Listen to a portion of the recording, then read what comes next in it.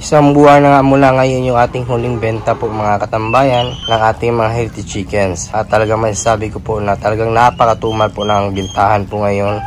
Wala po tayong kita. Baka nga sa susunod na buwan mag-decide na po tayo kung ano po yung gagawin sa ating mga alagang mga healthy chickens. Una ko po talagang naisip ay yung mga inahin po natin ngayon ay gagawin na lang po natin mga layers. Hanggat walang order po ng mga sisiw ay mangungulekta tayo ng mga itlog po nila at ibibenta po natin. Yan na lang po yung pag-asa po natin para kahit paano ay kumita po tayo at matustusan yung kanilang pagkain, vitamins at saka antibacterial. At alam ko rin po sa mga nag-aalaga din po ng mga healthy chickens ngayon ay talagang masasabi ko po na matumal din po talaga. Kahit nga tayo na isang vlogger, content creator ay talagang napapaisip din po kung ano po yung gagawin po natin. Yan nga po yung aking naisip, yung pagkolekta na lang po ng itlog. Sa susunod na buwan kasi yung ating mga alagang manok ay pwede na pong maging RTLO. Pwede na po sila mag-start mangitlog. Pag may kakasta, kung wala naman po, pwede natin pakainin po yan ng layer feeds. Yan po yung ating gagawin at pwede naman tayo makabili po ng mga mumurahing layer feeds. Una na po dyan yung mga post online, yung mga tira-tira na feeds sa farm, sa poultry farm. Madami po kasi sa online na nagpo-post niyan. So pwede tayong i-try natin kung maganda ba ipakain. Isa rin po sa nagiging problema ko po dito, yung mga manok po natin ay nagkakasakit dahil po sa pabago-bagong panahon. At lalo na po ngayon na minsan lang po lumabas yung init. Kada araw may ulan po dito. Isa po yan sa maaaring magbigay ng sakit sa ating mga alaga na hindi po naiiwasan. Naiiwasan man pero pakunti-kunti lang. Isa dyan yung pagbibigay ng antibacterial lang po. So, kahit paano ay konti lang yung natatamaan ng sakit. Ating mga alaga ngayon na naka-range, yung ating mga RTL 4 months old ay talagang masasabi po natin na palaban na din po sa sakit. Pero may pa kunti-kunti talaga na natatamaan. At kahit sino po nag-alaga po ngayon ay nagkukuproblema talaga sa bintahan at saka sa kanilang kalusugan. Dahil din po sa dami po na nag-alaga po ngayon, talagang kompetisyon na rin po yung labanan ngayon. Mahirap na makabenta. Maraming mang gustong bumili, yun nga lang napakalayo po ng kanilang lugar. Mahirap po i-deliver. Sa Zamboanga, Cotabato City, hindi natin kaya po yan. Jensen area lang po tayo, Soxargen. Yan lang po yung kaya natin deliveran. Talagang gipit na gipit yung pag-alaga natin ngayon. Kaya nga, nagtitipid talaga tayo sa ating pagkain from feeds. Nagiging tahop na lang po yung ating pagkain. Hinaluan na lang po natin ng Inspeta Plus para kahit paano may makukuhang nutrition yung ating mga alaga. Kung kayo naman po ay nahihirapan po sa pag-alaga ng manok ngayon at marami ang inyong alaga, mas maganda na lang po na ikal na lang po yung iba, iiwan na lang po yung mga magandang materialis o pang materialis. Kasi sa akin po ngayong buwan, magdi-decide po ako kung ano po yung mga gagawin natin sa ating mga alaga.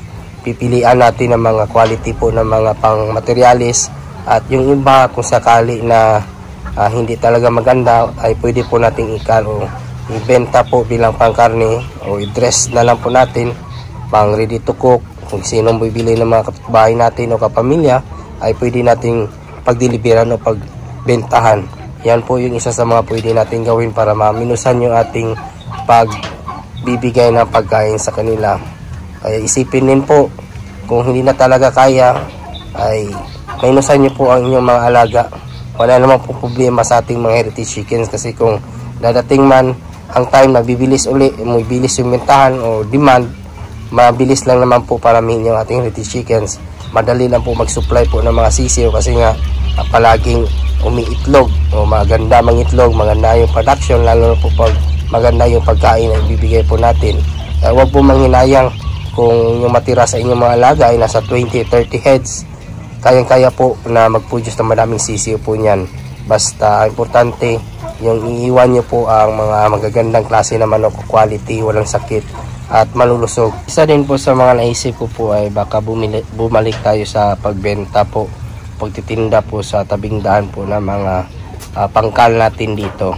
Isa po yan sa pwede natin gawin para kahit paano kumita tayo ng malaki.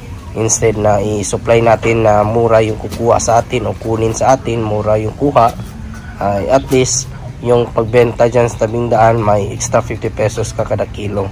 Ang bintahan kasi ngayon nasa 250 yung sa karne, at yung pang-uprada naman, ang pagkuha nila sa iyo ng manok ay nasa 200.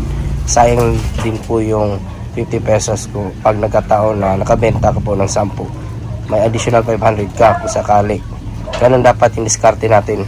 At of course, walang hiya-hiya, kumbaga hindi dapat ka mahiya. Ganun dapat yung mindset natin. At kahit nga ako noon nahihiya, pero pag nakatanggap ka ng pera at kumita ka sa ganitong diskarte, talagang hindi ka na mahiya.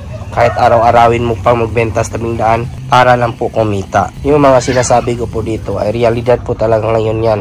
Hindi po yan hype-hype. Kumbaga katotohanan po yung ating pinagsasabi. Kung ano po yung nangyayari sa ating manukan ngayon, yan po yung ating sinishare. At of course, ginagawa naman po natin ng paraan para kahit pa paano ay hindi tayo malugi ng sobra, o hindi tayo dumating sa punto na stop na natin yung pag-alaga natin ng manok. Ipagpapatuloy pa rin po natin kahit mahina yung ating bentahan ngayon, ay nag-isip tayo kung ano po yung pwedeng diskarte na i-apply para kahit pa paano ay kumita at hindi natin mahinto yung pag-aalaga natin ng manok. Sa pag-aalaga kasi ng anumang hayop, dapat talaga sipag ang puhunan mo dyan. Hindi ka basta susuko, kasi una sa lahat, kung pagkain naman po pag-usapan ng ating mga alaga, marami naman po pwedeng paraan para makatipid po. Isa na nga dyan yung pagkuha ng mga gulay sa palengke, at of course yung mga natumbang saging na bani, pwede po yan ihalo sa pagkain po nila para makatipid po, lalo na po sa mga pangkarni na manok. Tamang-tama po yan na ihalo. Sa mga nagpaplano naman po mag-umpisa po sa pag-alaga ng manok, mas maganda talaga na mag-umpisa na lang po kayo muna sa konti, para sa ganun mapag-aralan nyo po yung diskarte o mga diskartes pag market. Kung heritage yung alaga nyo po, pwede po kayo mag-umpisa po sa sisyo kahit 20-30 heads. Ang ano na yan, magandang panimula. Pero kung may budget po kayo, pwede kayo mag-umpisa po sa mga malalaki RTL, 8 babae at saka 2 lalaki. At least pwede kang makakuha dyan ng itlog agad, o pang konsumo nyo po, pwede nyo din po na-incubate.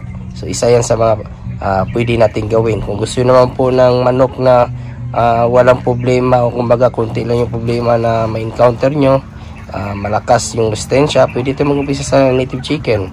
Kahit yung ating mga native chicken, pakawalan lang po natin dyan sa bakuran, basta bigyan lang po ng pagkain aga tsaka hapon, babalik at babalik po yan. So yan yung behavior ng alaga po natin pag sinanay po natin sila na ganun yung setup po sa pagpapakain.